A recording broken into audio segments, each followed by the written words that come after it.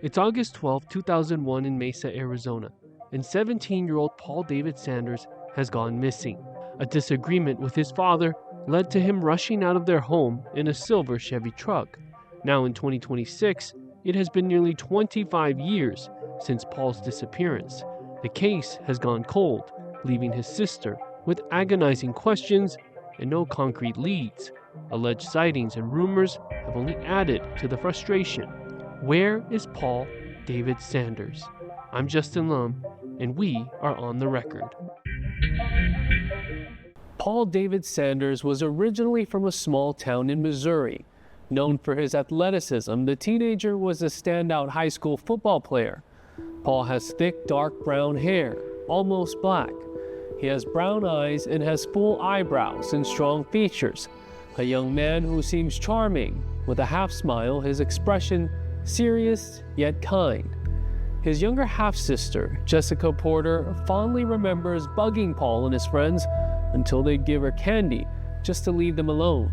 They were close, and Jessica undoubtedly looked up to her big brother. But in the summer of 2000, Paul decided he wanted to spend time with his father, Robert Brewer, in Mesa, Arizona. Paul's mother was unhappy with his choice, but ultimately let him go.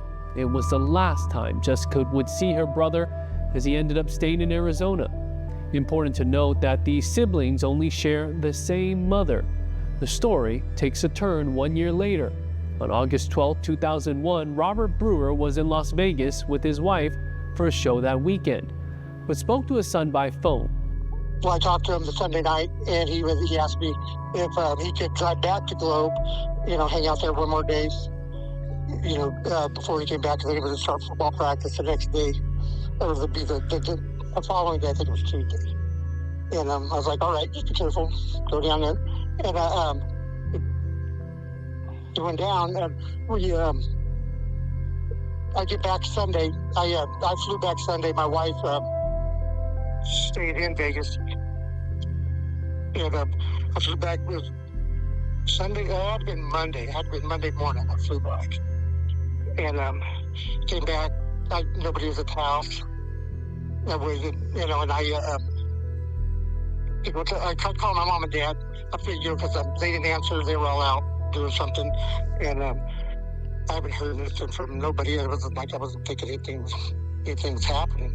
By August 14th, 17-year-old Paul is nowhere to be found. Robert reported him missing to the Mesa Police Department and soon learned concerning details about the night Paul left home.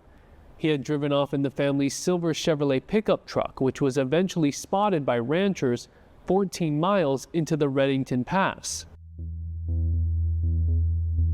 We get a call from the police officer that took the missing persons, said my truck was found in 14 miles into the Reddington Pass of the Chiricahua Mountains, and it was some ranchers spotted it. Reading through the Mesa police report, something immediately stands out. On August 12, 2001, the truck Paul was allegedly driving was pulled over for a traffic violation. According to DPS, the driver sped off, sparking a high-speed pursuit. Officers never got a clear look at the driver. Despite the employment of spike strips, the truck swerved to avoid them. He was later found abandoned in a remote area of the Santa Catalina Mountains. But Robert says Paul is not an expert driver and is skeptical that his son was behind the wheel. And he was 17 years old at the time. I mean, he's just a kid. Correct. I mean, whoever was driving this vehicle was like an IndyCar driver. They eluded all the spikes. This was like they were, pushing out 5 lanes of traffic. Never touched another vehicle during this whole period. Nothing. I mean, they were like going up on the berm because they were scared for their life. But if they got pulled over, something was going to happen. Paul was last seen wearing a blue Billabong t-shirt, dark jean shorts, and white K-Swiss shoes. His wallet, cell phone, and keys were found inside the damaged truck, but there was no sign of Paul. Over the years, rumors have surfaced. There are alleged sightings of Paul, according to witnesses. One of them, who was a student at Globe High School, where Paul attended.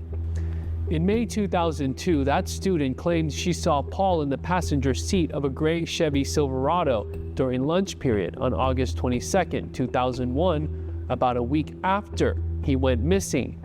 She told police he blew her a kiss and waved, but the other men in the truck appeared older than high school age. The question remains, why did Paul leave and never come back? Possibly not able to play football for the upcoming year. Another version we've heard was that he possibly got somebody pregnant. Another version was they were just arguing over typical things.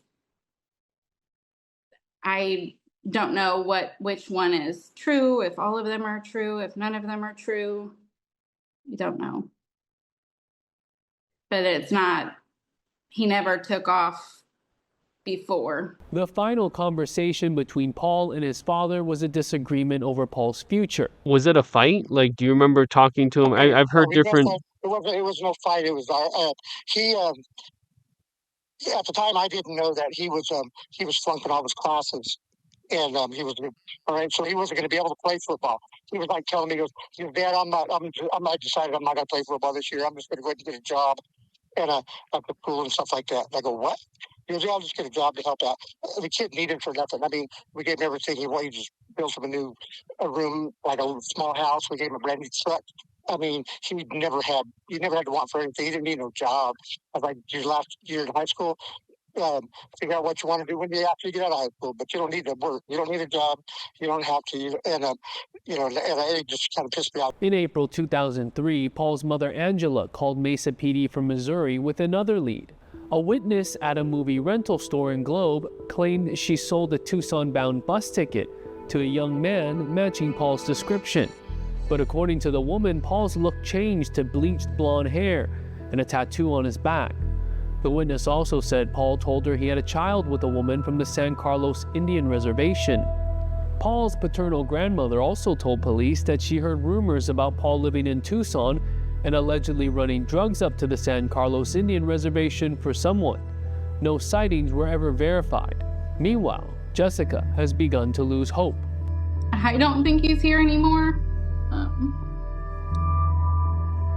Realistically, I don't think anybody could be gone that long, and two, I don't feel like that's something that my brother would have done to anyone, just to leave without answers. I think something happened. I just don't know what, but I don't think he just ran off and has a new life somewhere. I don't think that's reasonable. Robert Brewer has been open about the fact that he was questioned in his son's disappearance. Mesa PD detectives even interviewed him while he served time in prison for a bank robbery about a decade after Paul's disappearance. During that prison interview in October 2011, Robert expressed his frustration with how the Pima County Sheriff's Office handled the vehicle investigation following the high-speed pursuit.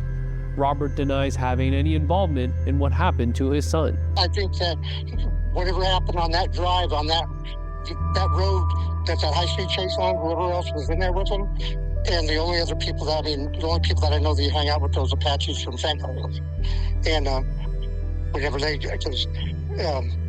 whenever whoever left that vehicle that night, then, something happened. Since Paul's mom died in 2020, Jessica says she's taken it upon herself to keep awareness of his case out there. But here's the issue. Mesa PD says there is still an investigator assigned to Paul's case, although it's been inactive. I just want answers before it's been too long at this point. I don't want to keep going for 25 more years. Paul's age is now 41 years old. Age progression done on his photo by the National Center for Missing and Exploited Children shows what he may look like now. If you have any information that can help authorities, contact the Mesa Police Department. Please like, subscribe, and hit the bell for notifications. I'm Fox 10 Investigator Justin Lum. See you next time on The Record.